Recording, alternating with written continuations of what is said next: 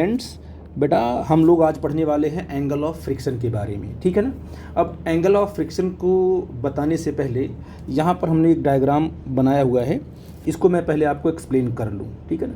एक rough surface यहाँ बना हुआ है, उसके ऊपर एक ब्लॉक लगा हुआ है और उस ब्लॉक का मास हमने मान लो ले लिया m। ठीक है ना। m is the block of the mass. इसका सिंपल हमने मास कितना लिया, m ले लिया। ठीक है।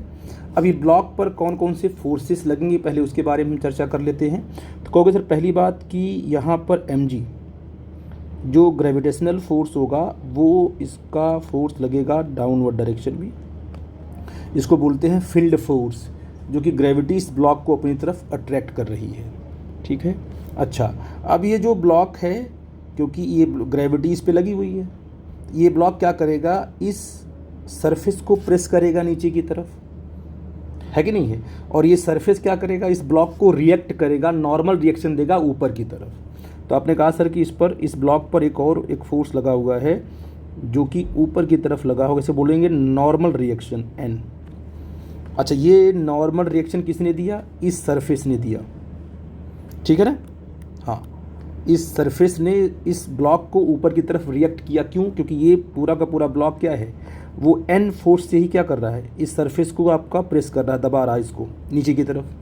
तो उतना ही क्या उसको रिएक्शन मिलेगा ऊपर की तरफ। ये वाला जो n है वो सरफेस पे लगा हुआ है और ये जो नॉर्मल रिएक्शन है वो ब्लॉक पे लगा हुआ है। हालांकि दोनों की वैल्यू बराबर है कि नहीं है।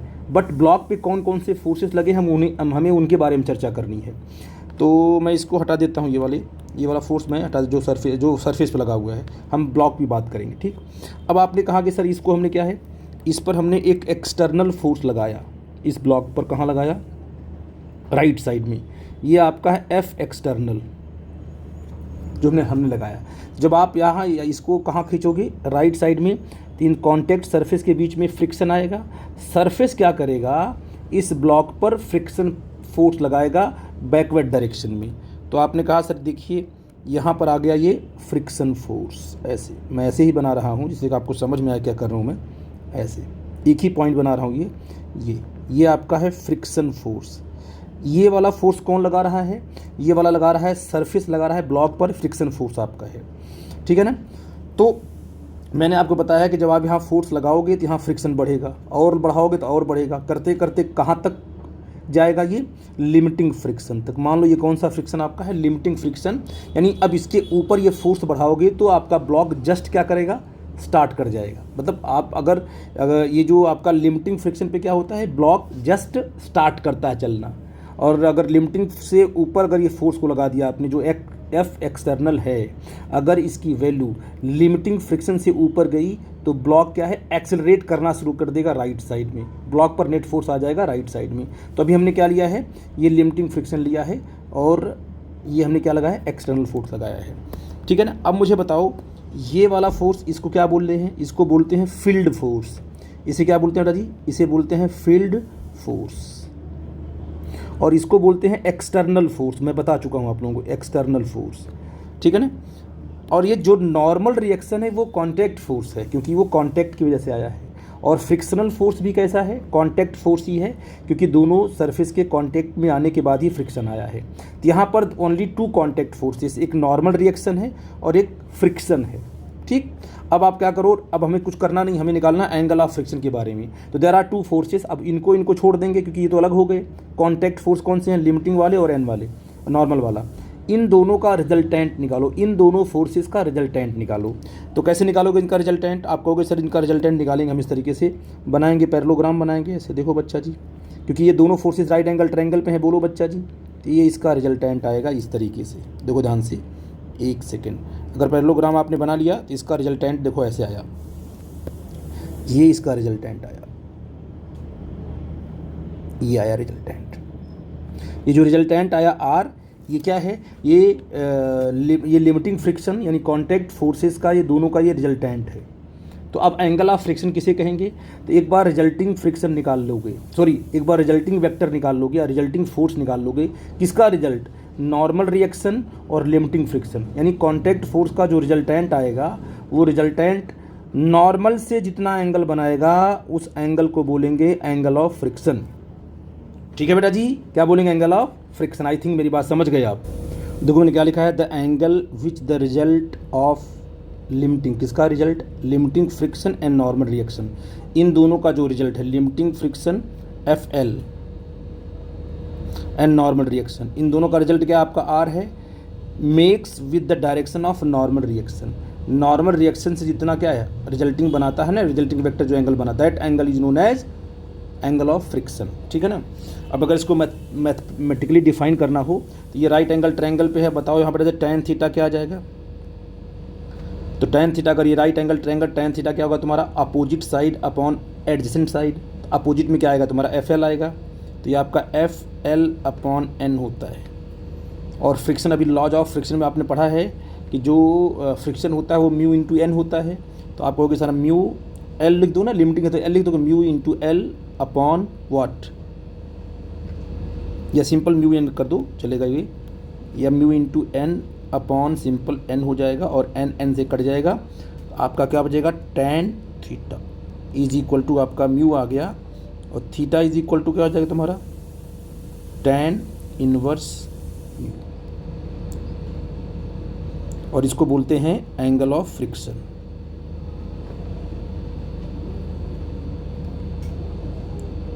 ठीक है, अब मैं आगे एक और इसमें कनेक्टेड डेरिवेशन है, उसको भी आपको देखना होगा, ठीक है बेटा जी, वो भी बस डायग्राम पे ही बेस्ड है।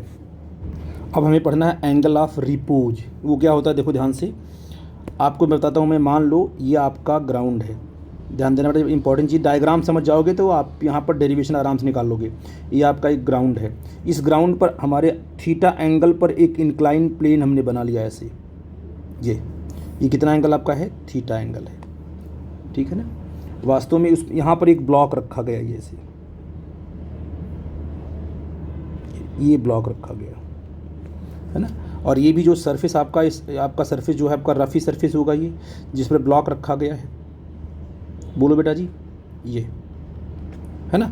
पहले ये वाला सरफेस इसके बिल्कुल पैरेलल था, इसको हम हल्का हल्का क्या ऊपर उठाते गए, और जब हम देखा हमने कि जब एंगल थीटा बना तो ये ब्लॉक जो है, क्योंकि ब्लॉक कहाँ आएगा, नीचे की तरफ आएगा, स्लाइड करना चाहेगा, लेकिन जब तक सफिशिएंट थीटा नहीं मिलेगा तब तक पूरा का पूरा ब्लॉक स्लाइड नहीं करेगा, है कि नहीं बेटा जी। हो क्या रहा है देखो ध्यान से, कि इसमें इस पर जो है एक फोर्स लग रहा है, mg कहाँ लग रहा है बेटा जी, वो डाउनवर्ड डायरेक्शन में लग रहा है, mg तो हमेशा कहाँ लगेगा, डाउनवर्ड डायरेक्शन में लगेगा, ठीक है ना।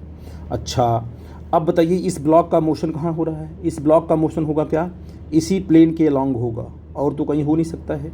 तो इस ब्लॉक का मोशन जिस प्लेन के अलॉन्ग होता है उस प्लेन के अलॉन्ग और उस प्लेन के परपेंडिकुलर हम कंपोनेंट को रिजॉल्व करते हैं, क्योंकि ये mg कहाँ है, ये लगा है डाउनवर्ड, ये ब्लॉक सीधे नीचे तो आएगा नहीं, क्योंकि बीच में क्या लगा है, ये आपका इंक्लाइन प्लेन है, इसलिए इस mg को हमें क्या करना पड़ेगा, इस mg को हमको रिजॉल्व करना पड़ेगा, और किसके अलॉन्ग रिजॉल्व करना पड़ेगा, जिस एक्सिस के अलॉन्ग ये ब्लॉक चल रहा है उसके अलॉन्ग, और उस एक्सिस के बिल्कुल परपेंडिकुलर। तो हमें दो लाइन ड्रॉ करनी होगी, एक तो यहाँ ड्रॉ किया है, और एक लाइन हमें ड्रॉ करना होगा इस लाइन के बिल्कुल ऐसे परपेंडिकुलर, ऐसे ऐसे बिल्कुल ऐसे, ये ऐसे, ठीक है ना।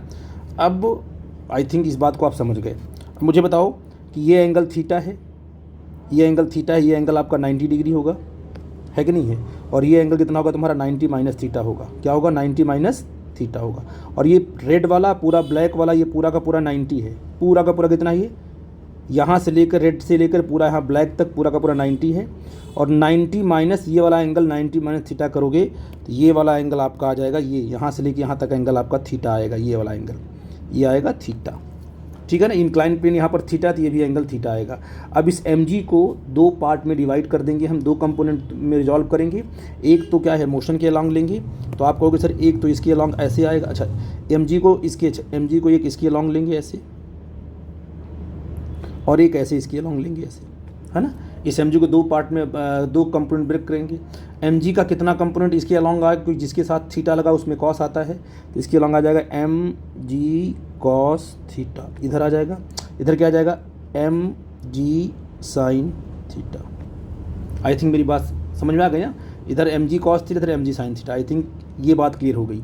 अब मुझे बताओ ये वाला जो ब्लॉक है इस प्लेन को किस फोर्स से प्रेस कर रहा है, दबा रहा है, mg कॉस थीटा से दबा रहा है, क्योंकि ये नॉर्मल है ना बिल्कुल, ये जो ब्लॉक है इसको प्रेस कर रहा है ऐसे mg cos थीटा से, तो इसको नॉर्मल रिएक्शन मिलेगा ऐसे। ध्यान देना इसको बात को कि इस पर तो फोर्स लगा है mg, तो क्या ये mg से इस प्लेन को प्रेस कर रहा है वो? नहीं, क्योंकि ये प्लेन तो आपका ऐसे है, ये ब्लॉक इस प्लेन को इस तरीके से प्रेस करेगा, लेकिन वो कितने फोर्स से करेगा? mg से करेगा? नहीं, mg का कुछ कंपोनेंट क्या होगा? mg cos थीटा, जो कि इस प्लेन के बिल्कुल नॉर्मल लग रहा है ना, और डाउनवर्ड लग रहा है। किस पे लग रहा है? वो ब्लॉक पे लग रहा है। ये ब्लॉक पर एक ग्रेविटेशनल फोर्स कैसा लगा? एक ऐसा फोर्स लगा जो खींच रहा है इधर की तरफ। ये ब्लॉक इस प्लेन को ऐसे प्रेस करेगा, ये प्लेन इस ब्लॉक को क्या देगा? नॉर्मल रिएक्शन देगा ऊपर की तरफ। ये बात समझ में आ गई। और ये इस पर लगा हुआ है फोर्स mg sin थीटा, इस वाले फोर्स से पूरे ब्लॉक को कहाँ खींच रहा है? नीचे की तरफ खींच रहा है। अब ये ब्लॉक अगर स्लाइड करेगा तो इस पक्का है कि इस ब्लॉक ये जो सरफेस है इस ब्लॉक पे क्या लगाएगा? एक फ्रिक्शन फोर्स लगाएगा। कहाँ पर? अपवर्ड डायरेक्शन में, ऐसे। ठीक है ना? आई थिंक मेरी बात समझ पा रहे क्या बोल रहा हूँ मैं, क्योंकि ब्लॉक इधर की तरफ मूव कर रहा है तो फ्रिक्शन कहाँ लगेगा? ऊपर की तरफ लगेगा। और अगर ये ब्लॉक जस्ट स्लाइड करे, क्योंकि ये एंगल ऑफ रिपोज, इसे थीटा क्या बोलते हैं? Angle of repose. Angle of repose वो एंगल है जिस एंगल पर प्लेन को लाने के बाद आपका जो ब्लॉक है वो जस्ट स्टार्ट द मोशन करता है। जस्ट यानी यहाँ पर जो फोर्स आए, जो यहाँ पर लिमिटिंग, यहाँ पर जो फ्रिक्शन आएगा वो लिमिटिंग फ्रिक्शन होगा।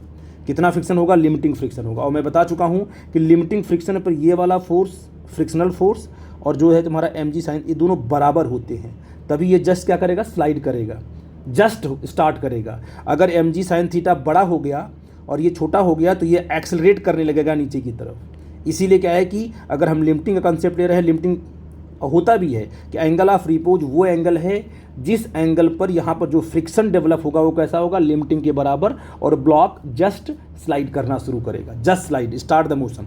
आई थिंक मेरी बात समझ गए। अब यहाँ देखो, आप कह सकते हो सर कि ये दोनों अगर ये लिमिटिंग फ्रिक्शन दोनों बराबर होंगे तो आप कहोगे सर यहाँ पर जो FL होगा वो किसके बराबर होगा? mg sin थीटा की, है कि नहीं है? और ये जो नॉर्मल रिएक्शन किसके बराबर होगा? mg cos थीटा की, क्योंकि ब्लॉक पर एक फोर्स कहाँ लगा? नीचे की तरफ, और रिएक्शन कहाँ लगा? ऊपर की तरफ। ये ब्लॉक न तो राइट नीचे जा रहा है, न तो कहाँ जा रहा है? ऊपर जा रहा है। यानी दोनों फोर्सेस क्या होंगे? बराबर होंगे। तो आपने कहा सर जो n होगा वो कितना होगा? mg cos theta. तो अब कितना हो जाएगा तुम्हारा? बोलो जी।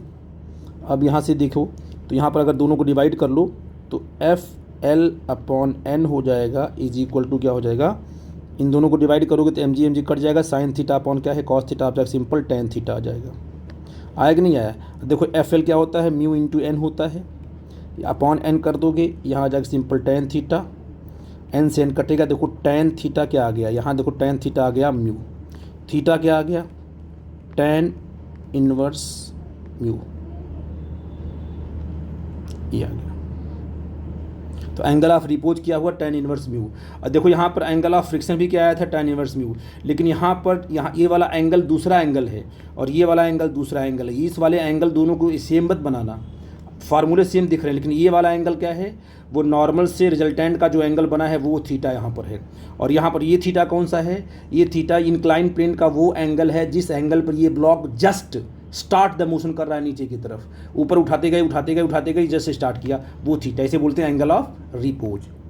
देखो मैंने डिफाइन किया क्या है कि angle of repose is the angle that an incline plane, है ना, मेक्स विद द हॉरिजेंटल। किसे? इंक्लाइन प्लेन किससे एंगल बनाए? Make with the horizontal when a body placed on it.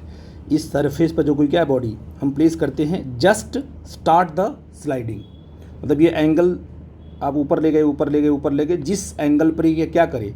ये जस्ट स्टार्ट कर दे, वो एंगल जो कि इंक्लाइन प्लेन और हॉरिजेंटल के बीच बना हुआ है, that angle is known as angle of repose. ठीक है बेटा? जैसे मान लो ये तो आपका हो गया कम, आपको ये सब पढ़ के आना बेटा जी, ठीक है ना?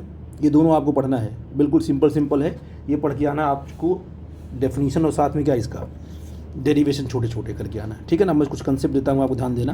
जैसे मान लो आपने पढ़ा होगा प्रोजेक्टाइल मोशन में कि रेंज क्या होता है? R equal to u square sine 2 theta upon g, है ना? अगर इसको हम कॉम्प्लीमेंट्री एंगल पे अगर हम प्रोजेक्ट करते हैं, यानी थीटा और 90 माइनस थीटा, ठीक है ना, तो पक्का है कि थीटा तो इतना होगा, R1 होगा, और R2 बताओ कितना होगा? यू स्क्वायर साइन, ठीक है बेटा जी। अगर हमने क्या बोला आप लोग ध्यान देना, यहाँ कितना रख दें हम, साइन 2 और 90 माइनस थीटा रख दें जहाँ थीटा है, तो हो जाएगा अपान जी कर देंगे ये, तो R2 क्या हो जाएगा तुम्हारा, u square sine 180 minus theta upon g. और साइन 180 थीटा अपॉन क्या है, सिंपल 2 लगेगा यहाँ पर, साइन 2 तो हट गया ना, सॉरी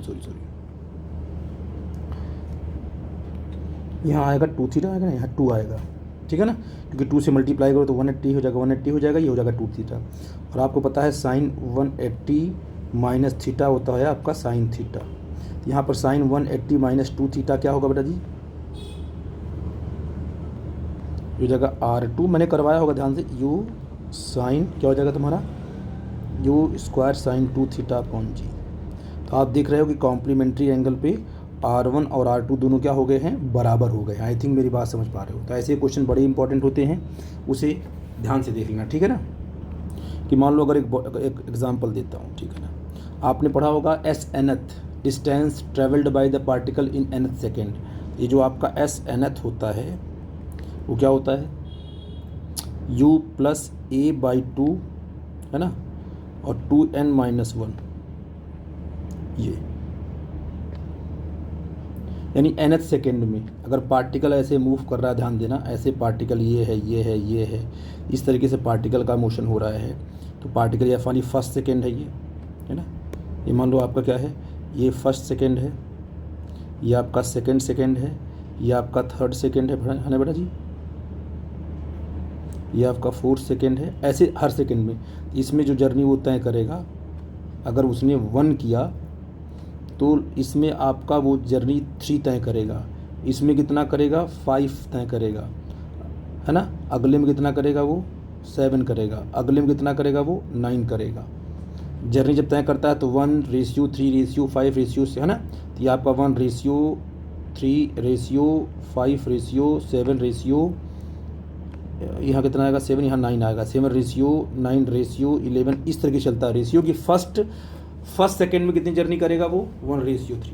अगर वो ड्रॉप भी हो रहा है, जैसे मान लीजिए ये तो अगर सपोज किया कि यहाँ से क्या आपने इसको ड्रॉप किया तो पहला सेकेंड होगा ये, फिर यहाँ कितना होगा, यहाँ दूसरा सेकेंड होगा, फिर कितना होगा, फिर तीसरा सेकेंड होगा। तो पहले सेकेंड में जर्नी कितनी होगी, अगर उसकी 1 मीटर है तो दूसरे में कितनी होगी, पूरा का पूरा इसमें 2 मीटर, तीसरे में 3 मीटर होगी, सॉरी क्या होगी 3 मीटर होगी, है ना। ये ऑड का रेशियो चलता है, ये गैलीलियो का कॉन्सेप्ट था, 1:3:5:9 के फॉर्म में ये आगे बढ़ते जाएगा, ठीक है ना। फर्स्ट सेकेंड में जर्नी क्या है, सेकेंड में क्या होगा, फिर थर्ड सेकेंड में क्या होगा, तो इस तरीके से हम रेशियो को पॉइंट आउट करते हैं, ये भी इंपॉर्टेंट कंसेप्ट है। तो इस तरीके से हम लोग आगे बढ़ेंगे। आई थिंक ये जो मेन कंसेप्ट था मेरे को पढ़ाना, angle of repose and angle of क्या है फ्रिक्शन, इसको आप लोग पढ़ लेना, ठीक है ना। अगर कोई डाउट होगा तो हमसे डिस्कस करना, फिर इसके बाद फिर आगे हम कंटिन्यू करेंगे, ठीक है बेटा जी। Thank you very much.